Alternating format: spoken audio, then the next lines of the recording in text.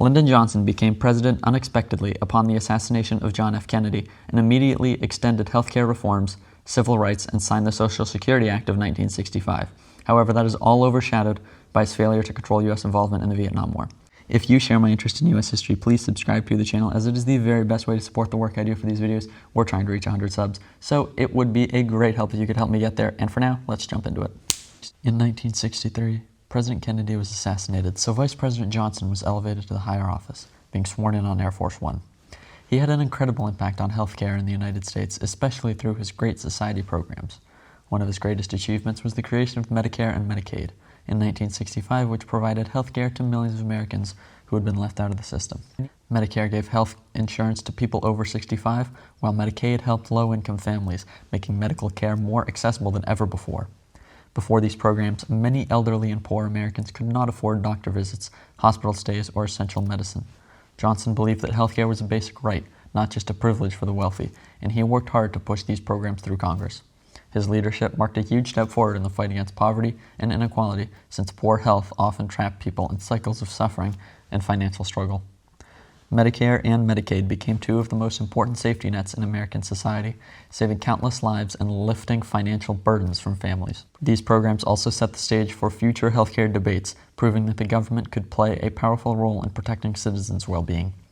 Johnson's bold vision showed his commitment to building a fair society where people were not denied care simply because of age or income. His healthcare reforms remain one of the most lasting and impactful parts of his presidency.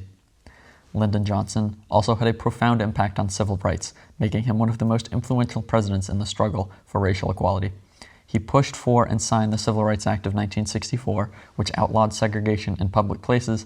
This was a groundbreaking step towards dismantling the system of the Jim Crow laws that had dominated the South for decades. Johnson also supported the Voting Rights Act of 1965, which banned literacy tests and other unfair practices that had long prevented many African Americans from voting.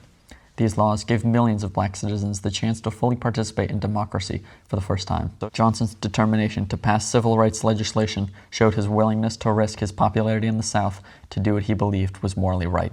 His presidency marked a turning point in American history as he used federal power to protect the rights of minorities in a way no president had done before. Johnson's presidency was deeply damaged by his disastrous handling of the Vietnam War, which became one of the darkest chapters of his legacy.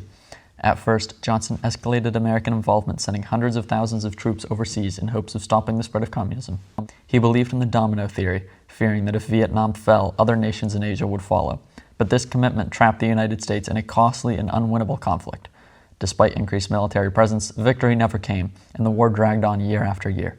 Johnson kept promising the American people that progress was being made, but television coverage revealed the violence and destruction, causing public trust in the government to collapse. The draft also tore at the nation, as young men from working-class families were sent to fight in a war that many believed was pointless. Protests exploded across the country, especially among young students, as the war grew increasingly unpopular. Instead of finding a way to negotiate peace, Johnson became more and more tied to military escalation, failing to end the war during his presidency. By 1968, that conflict had consumed his administration, and he chose not to run for re-election, knowing that the nation had lost faith in him.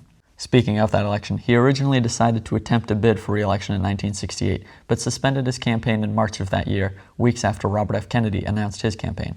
Once Kennedy died in June of 1968, Vice President Hubert Humphrey became the nominee and lost to Richard Nixon.